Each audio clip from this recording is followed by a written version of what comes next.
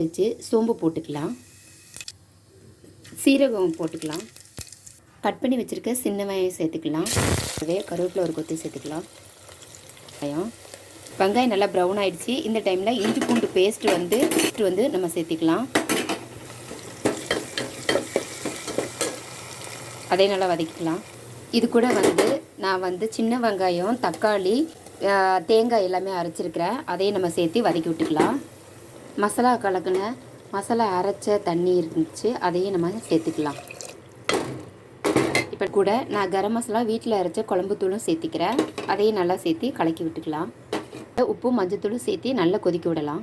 குழம்பு நல்லா கொதிச்சிருச்சு. இந்த டைமில் முட்டை உடச்சி வச்சுருக்கேன். அதை ஒவ்வொன்றா நான் சேர்த்திக்கிறேன்.